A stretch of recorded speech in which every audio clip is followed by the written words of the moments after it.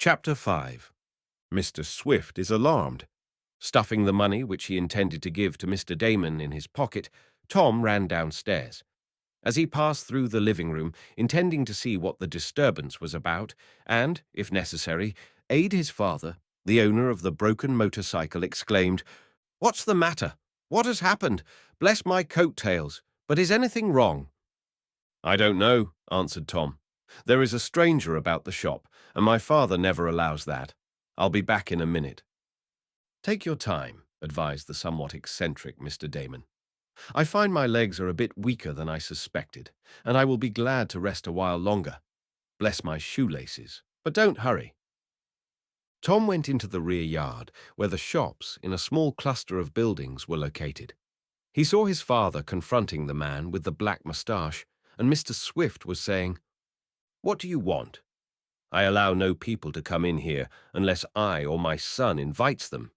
Did you wish to see me?" "Are you Mr. Barton Swift?" asked the man. "Yes, that is my name." "The inventor of the Swift safety lamp and the turbine motor?" At the mention of the motor, Mr. Swift started. "I am the inventor of the safety lamp you mention," he said stiffly, "but I must decline to talk about the motor. May I ask where you obtained your information concerning it?" "Why, I am not at liberty to tell," went on the man. "I called to see if we could negotiate with you for the sale of it. Parties whom I represent—" At that moment, Tom plucked his father by the sleeve. "Dad," whispered the youth, "I saw him in Mansburg. I think he is one of several who have been inquiring in Mr. Merton's shop about you and your patents. I wouldn't have anything to do with him until I found out more about him."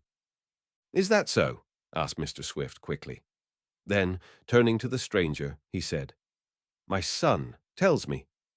But Mr. Swift got no further, for at that moment the stranger caught sight of Tom, whom he had not noticed before. "Ha!"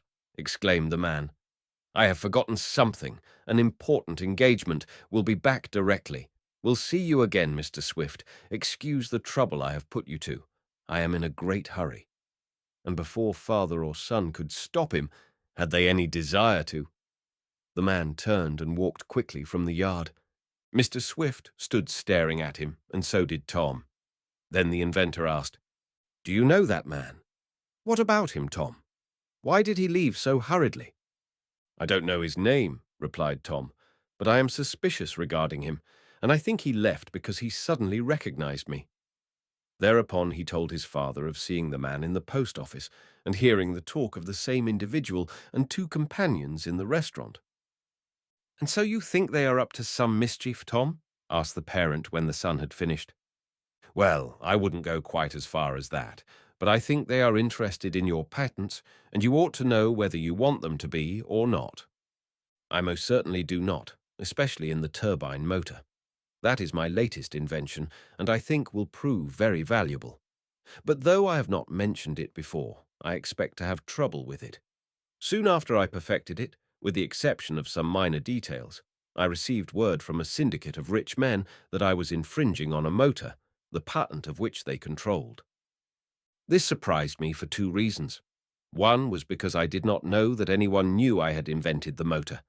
I had kept the matter secret, and I am at a loss to know how it leaked out.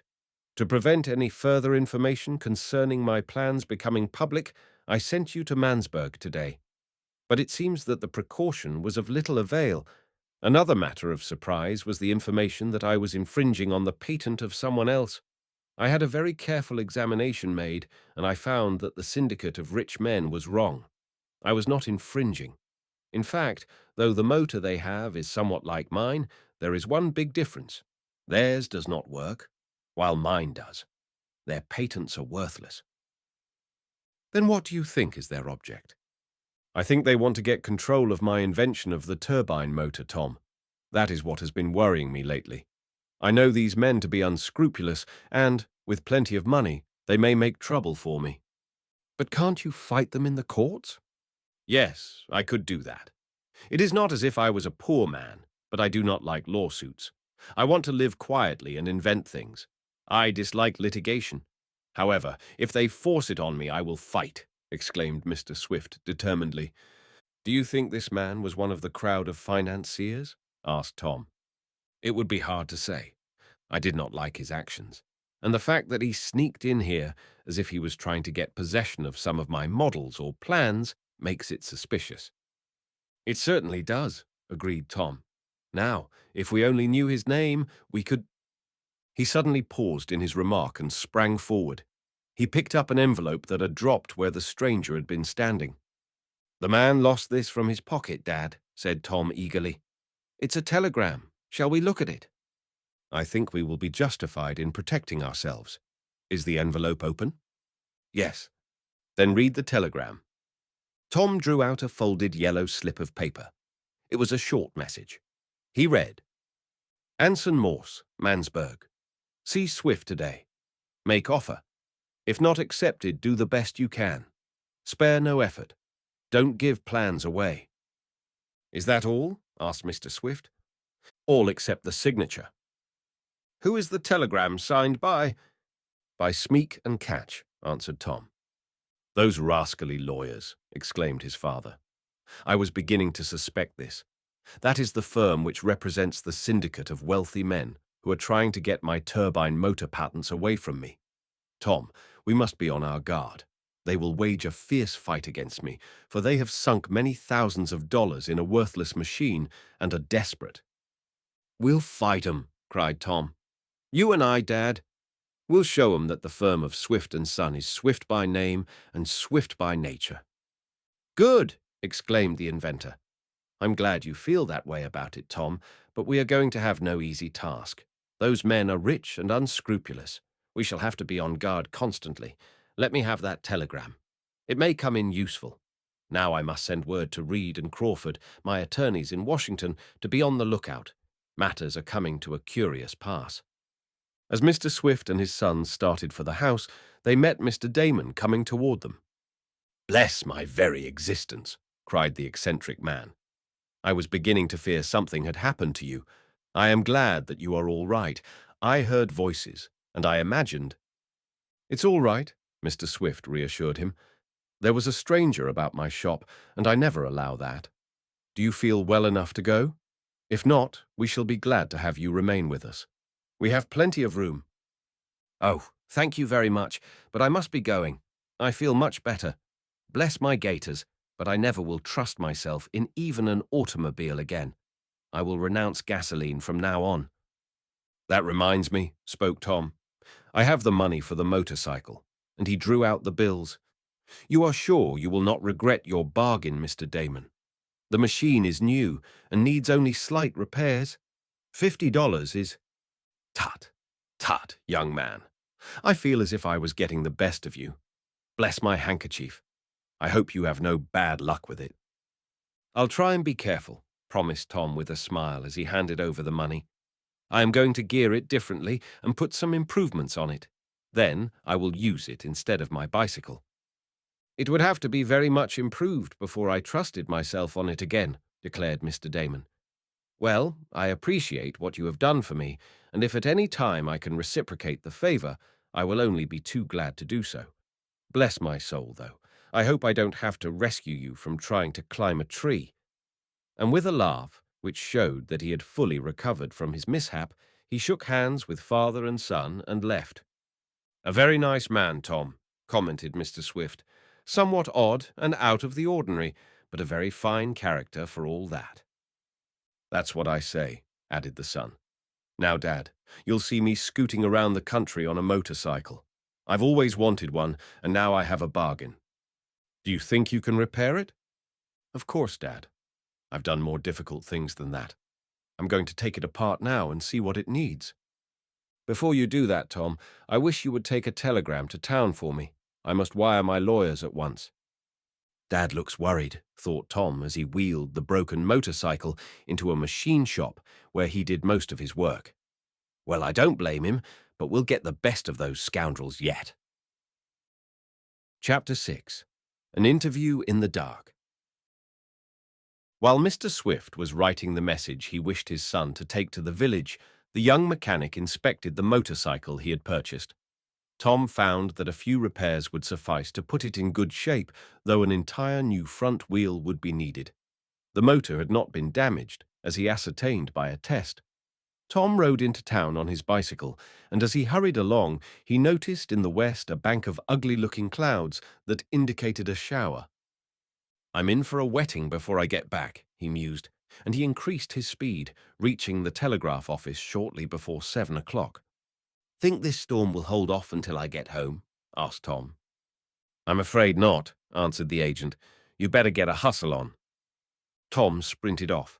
It was getting dark rapidly, and when he was about a mile from home, he felt several warm drops on his face. "Here it comes!" exclaimed the youth. "Now for a little more speed!" Tom pressed harder on the pedals, too hard, in fact, for an instant later something snapped, and the next he knew he was flying over the handlebars of the bicycle. At the same time, there was a metallic, clinking sound. "Chain's busted!" exclaimed the lad as he picked himself up out of the dust. "Well, wouldn't that jar you?" And he walked back to where, in the dusk, he could dimly discern his wheel. The chain had come off the two sprockets and was lying to one side. Tom picked it up and ascertained by close observation that the screw and nut holding the two joining links together was lost. "Nice pickle," he murmured. "How am I going to find it in all this dust and darkness?" he asked himself disgustedly. "I'll carry an extra screw next time. No, I won't, either. I'll ride my motorcycle next time. Well, I may as well give a look around. I hate to walk, if I can fix it and ride." Tom had not spent more than 2 minutes looking about the dusty road with the aid of matches for the screw when the rain suddenly began falling in a hard shower. "Guess there's no use lingering here any longer," he remarked. "I'll push the wheel and run for home." He started down the road in the storm and darkness. The highway soon became a long puddle of mud through which he splashed, finding it more and more difficult every minute to push the bicycle in the thick, sticky clay. Above the roar of the wind and the swishing of the rain, he heard another sound. It was a steady puff-puff, and then the darkness was cut by a glare of light. "An automobile," said Tom aloud. "Guess I'd better get out of the way." He turned to one side, but the auto, instead of passing him, when it got to the place where he was, made a sudden stop. "Want a ride?" asked the chauffeur, peering out from the side curtains which somewhat protected him from the storm. Tom saw that the car was a large touring one. "Can I give you a lift?" went on the driver. "Well, I've got my bicycle with me," explained the young inventor. "My chain's broken, and I've got a mile to go." "Jump up in back," invited the man. "Leave your wheel here. I guess it will be safe." "Oh, I couldn't do that," said Tom. "I don't mind walking. I'm wet through now, and I can't get much wetter. I'm much obliged, though." "Well, I'm sorry, but I can hardly take you and the bicycle, too," continued the chauffeur. "Certainly not," added a voice from the tonneau of the car. "We can't have a muddy bicycle in here. Who is that person, Simpson?" "It's a young man," answered the driver. "Is he acquainted around here?" went on the voice from the rear of the car. "Ask him if he is acquainted around here, Simpson." Tom was wondering where he had heard that voice before. He had a vague notion that it was familiar. "Are you acquainted around here?" obediently asked the man at the wheel. "I live here," replied Tom. "Ask him if he knows anyone named Swift," continued the voice from the tonneau, and the driver started to repeat it.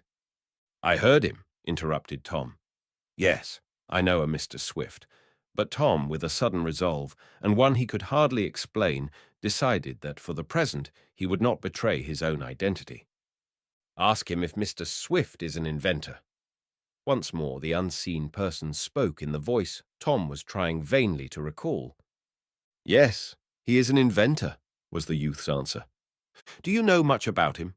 What are his habits? Does he live near his workshops? Does he keep many servants?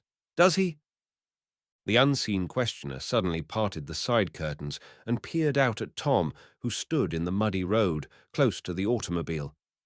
At that moment there came a bright flash of lightning, illuminating not only Tom's face, but that of his questioner as well. And at the sight Tom started, no less than did the man. For Tom had recognized him as one of the three mysterious persons in the restaurant, and as for the man, he had also recognized Tom. "Uh, uh, Is, why, it's you, isn't it? Cried the questioner, and he thrust his head farther out from between the curtains. My, what a storm, he exclaimed as the rain increased. So you know Mr. Swift, eh? I saw you today in Mansburg, I think. I have a good memory for faces. Do you work for Mr. Swift? If you do, I may be able to— I'm Tom Swift, son of Mr. Barton Swift, said Tom as quietly as he could. Tom Swift, his son, cried the man, and he seemed much agitated. Why, I thought, that is, Morse said, Simpson, hurry back to Mansburg. And with that, taking no more notice of Tom, the man in the auto hastily drew the curtains together. The chauffeur threw in the gears and swung the ponderous machine to one side. The road was wide, and he made the turn skillfully. A moment later, the car was speeding back the way it had come, leaving Tom standing on the highway, alone in the mud and darkness, with the rain pouring down in torrents. Chapter 7. Off on a Spin. Tom's first impulse was to run after the automobile, the red tail light of which glowed through the blackness like a ruby eye. Then he realized that it was going from him at such a swift pace that it would be impossible to get near it, even if his bicycle was in working order. But if I had my motorcycle, I'd catch up to them, he murmured. As it is, I must hurry home and tell Dad. This is another link in the queer chain that seems to be winding around us. I wonder who that man was, and what he wanted by asking so many personal questions about Dad. Trundling his wheel before him, with the chain dangling from the handlebar, Tom splashed on through the mud and rain. It was a lonesome, weary walk, tired as he was with the happenings of the day, and the young inventor breathed a sigh of thankfulness as the lights of his home shone out in the mist of the storm. As he tramped up the steps of the side porch, his wheel bumping along ahead of him, a door was thrown open. "Why, it's Tom!" exclaimed Mrs. Baggett. "Whatever happened to you?" And she hurried forward with kindly solicitude, for the housekeeper was almost a second mother to the youth. "Chain broke," answered the lad laconically. "Where's Dad?" "Out in the shop, working at his latest invention, I expect." "But are you hurt?" "Oh, no. I fell easily. The mud was like a feather bed, you know, except that it isn't so good for the clothes," and the young inventor looked down at his splashed and bedraggled garments. Mr. Swift was very much surprised when Tom told him of the happening on the road, and related the conversation and the subsequent alarm of the man on learning Tom's identity. "Who do you suppose he could have been?" asked Tom when he had finished. "I am pretty certain he was one of that crowd of financiers of whom Anson Morse seems to be a representative," said Mr. Swift. "Are you sure the man was one of those you saw in the restaurant?" "Positive. I had a good look at him both times. Do you think he imagined he could come here and get possession of some of your secrets?" "I hardly know what to think, Tom, but we will take every precaution. We will set the burglar alarm wires, which I have neglected for some time, as I fancied everything would be secure here. Then I will take my plans and the model of the turbine motor into the house. I'll run no chances tonight." Mr. Swift, who was adjusting some of the new bolts that Tom had brought home that day, began to gather up his tools and material. "I'll help you, Dad," said Tom, and he began connecting the burglar alarm wires, there being an elaborate system of them about the house, shops, and grounds. Neither Tom nor his father slept well that night. Several times one or the other of them arose, thinking they heard unusual noises, but it was only some disturbance caused by the storm, and morning arrived without anything unusual having taken place. The rain still continued, and Tom, looking from his window and seeing the downpour, remarked, "I'm glad of it." "Why?" asked his father, who was in the next room. "Because I'll have a good excuse for staying in and working on my motorcycle." "But you must do some studying," declared Mr. Swift. "I will hear you in mathematics right after breakfast." "All right, Dad. I guess you'll find I have my lessons." Tom had graduated with honors from a local academy, and when it came to a question of going further in his studies, he had elected to continue with his father for a tutor, instead of going to college. Mr. Swift was a very learned man, and this arrangement was satisfactory to him. as it allowed Tom more time at home so he could aid his father on the inventive work and also plan things for himself. Tom showed a taste for mechanics, and his father wisely decided that such training as his son needed could be given at home to better advantage than in a school or college. Lessons over, Tom hurried to his own particular shop and began taking apart the damaged motorcycle. First, I'll straighten the handlebars, and then I'll fix the motor and transmission, he decided. The front wheel I can buy in town, as this one would hardly pay for repairing. Tom was soon busy with wrenches, hammers, pliers, and screwdriver. He was in his element and was whistling over his task. The motor he found in good condition, but it was not such an easy task as he had hoped to change the transmission. He had finally to appeal to his father in order to get the right proportion between the back and front gears, for the motorcycle was operated by a sprocket chain instead of a belt drive, as is the case with some. Mr. Swift showed Tom how to figure out the number of teeth needed on each sprocket in order to get an increase of speed, and as there was a sprocket wheel from a disused piece of machinery available, Tom took that. He soon had it in place and then tried the motor. To his delight, the number of revolutions of the rear wheel were increased about 15%. "I guess I'll make some speed," he announced to his father. "But it will take more gasoline to run the motor. Don't forget that. You know the great principle of mechanics, that you can't get out of a machine any more than you put into it, nor quite as much, as a matter of fact, for considerable is lost through friction." "Well then, I'll enlarge the gasoline tank," declared Tom. "I want to go fast when I'm going." He reassembled the machine, and after several hours of work, had it in shape to run, except that a front wheel was lacking. "I think I'll go to town and get one," he remarked. "The rain isn't quite so hard now." In spite of his father's mild objections, Tom went, using his bicycle, the chain of which he had quickly repaired. He found just the front wheel needed, and that night his motorcycle was ready to run. But it was too dark to try it then, especially as he had no good lantern, the one on the cycle having been smashed and his own bicycle light not being powerful enough. So he had to postpone his trial trip until the next day. He was up early the following morning and went out for a spin before breakfast. He came back with flushed cheeks and bright eyes, just as Mr. Swift and Mrs. Baggett were sitting down to the table. "To Reedville and back," announced Tom proudly. "What, a round trip of 30 miles?" exclaimed Mr. Swift. "That's what," declared his son. "I went like a greased pig most of the way. I had to slow up going through Mansburg, but the rest of it time I let it out for all it was worth." "You must be careful," cautioned his father. "You are not an expert yet." "No, I realize that. Several times when I wanted to slow up, I began to backpedal, forgetting that I wasn't on my bicycle. Then I thought to shut off the power and put on the brake. But it's glorious fun. I'm going out again as soon as I have something to eat. That is, unless you want me to help you, Dad." "No, not this morning. Learn to ride the motorcycle. It may come in handy." Neither Tom nor his father realized what an important part the machine was soon to play in their lives. Tom went out for another spin after breakfast, and in a different direction. He wanted to see what the machine would do on a hill, and there was a long, steep one, about 5 miles from home.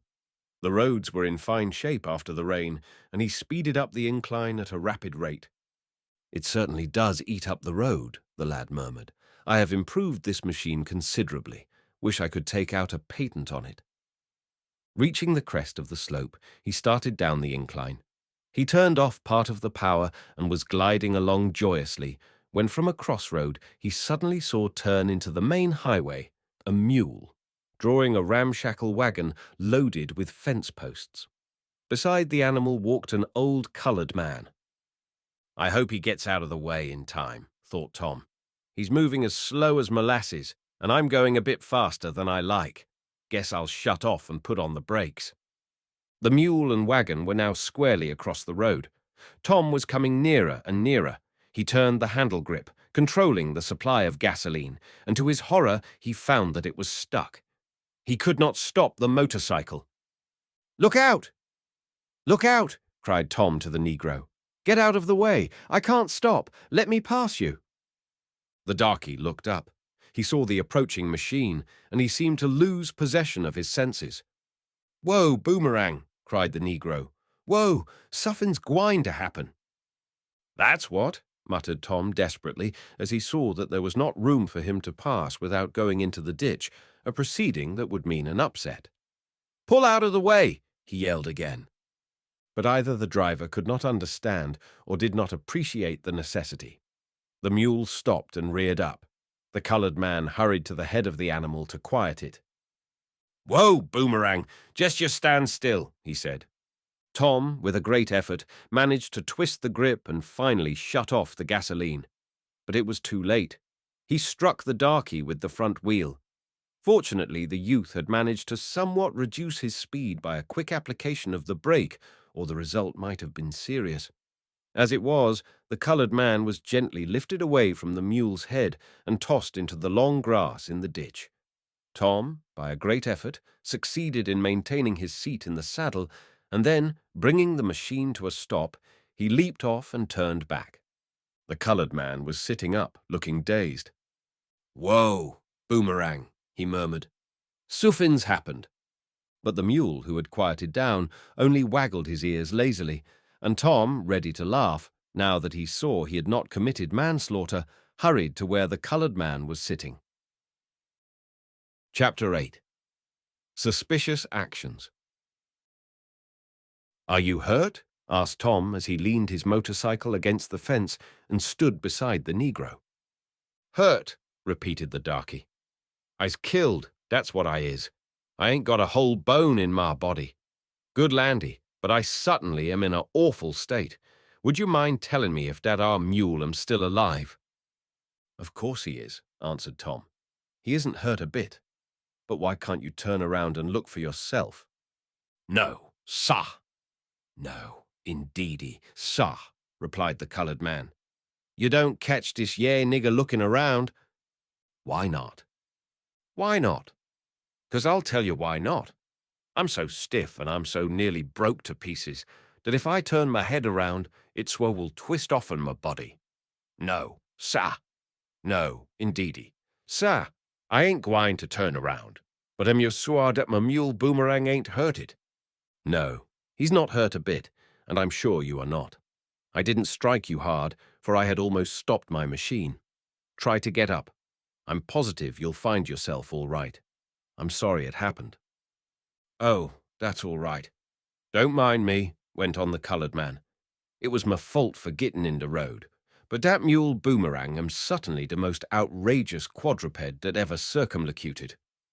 "Why do you call him Boomerang?" asked Tom, wondering if the Negro really was hurt.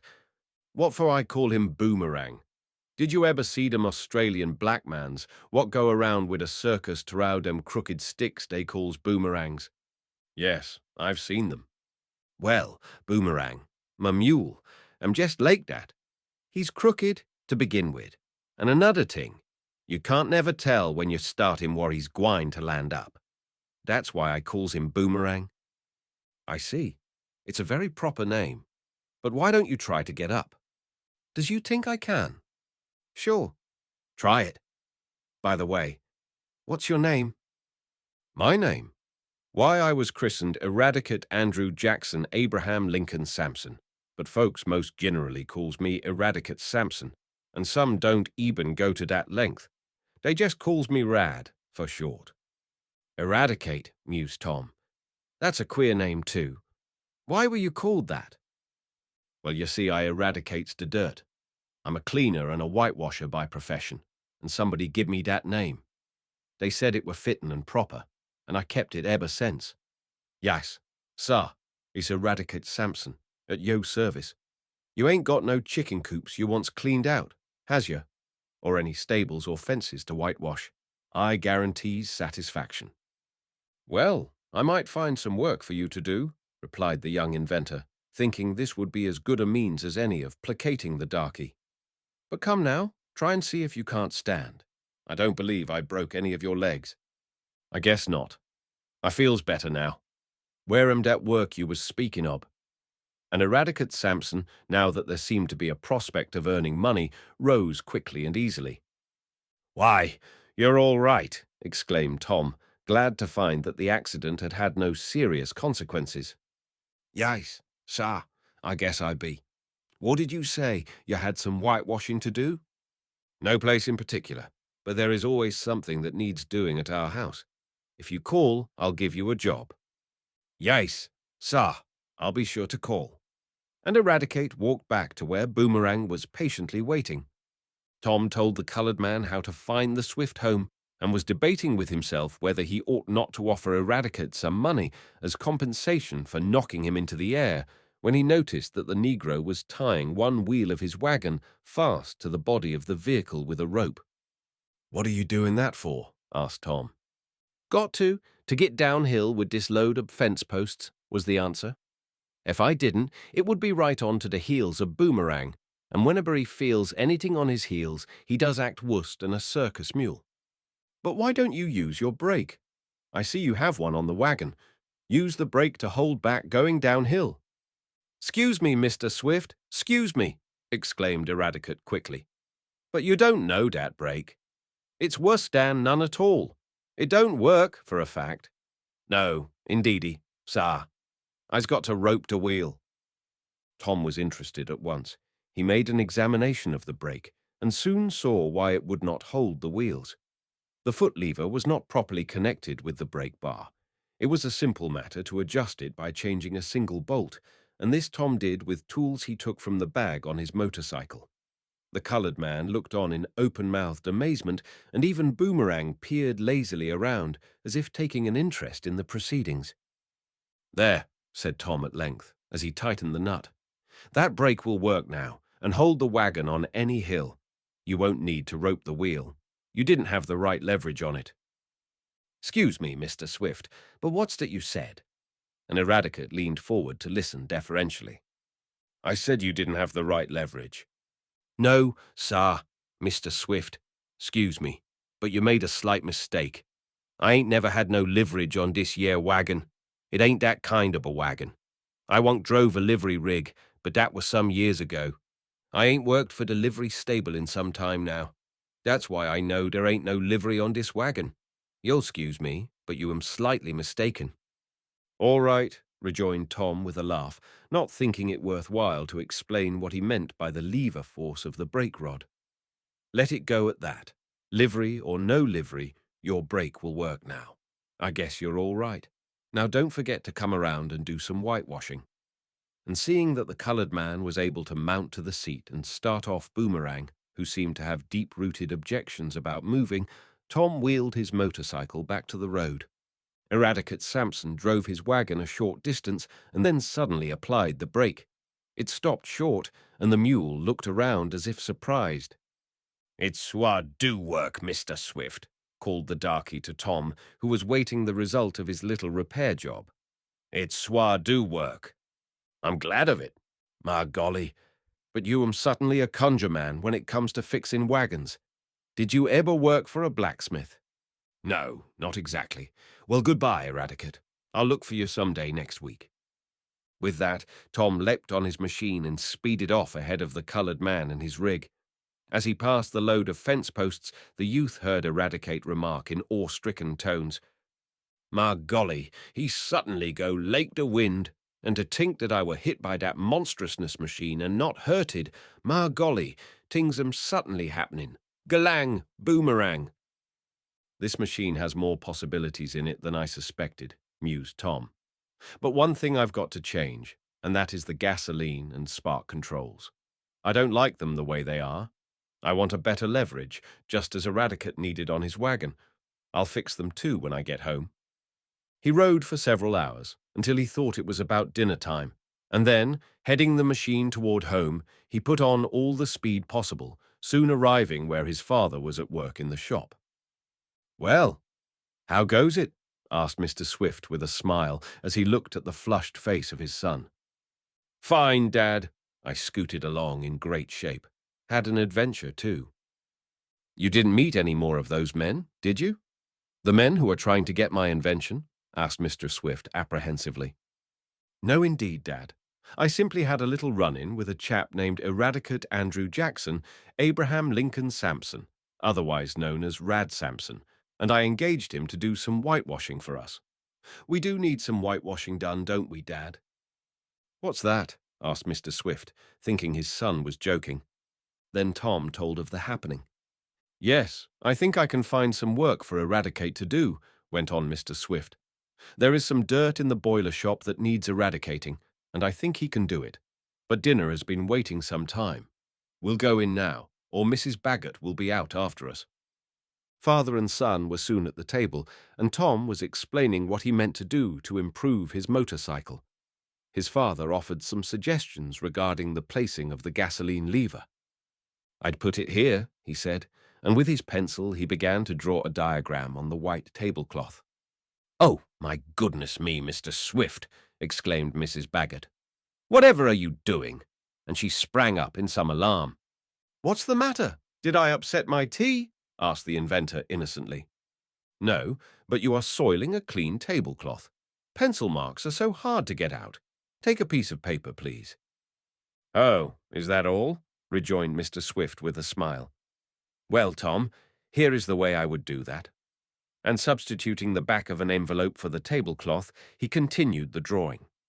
Tom was looking over his father's shoulder interestedly, when Mrs. Baggett, who was taking off some of the dinner dishes, suddenly asked, "Are you expecting a visitor, Mr. Swift?" "A visitor? Number Y?" asked the inventor quickly. "Because I just saw a man going in the machine shop," went on the housekeeper. "A man in the machine shop," exclaimed Tom, rising from his chair. Mr. Swift also got up, and the two hurried from the house. As they reached the yard, they saw a man emerging from the building where Mr. Swift was constructing his turbine motor. The man had his back turned toward them and seemed to be sneaking around as though desirous of escaping observation. "What do you want?" called Mr. Swift. The man turned quickly. At the sight of Mr. Swift and Tom, he made a jump to one side and got behind a big packing box.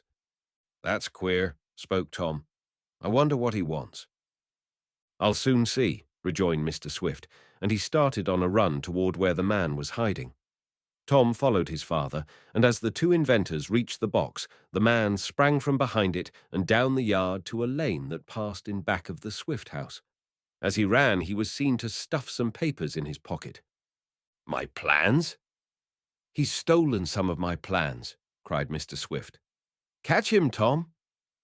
Tom ran after the stranger, whose curious actions had roused their suspicions, while Mr. Swift entered the motor shop to ascertain whether anything had been stolen.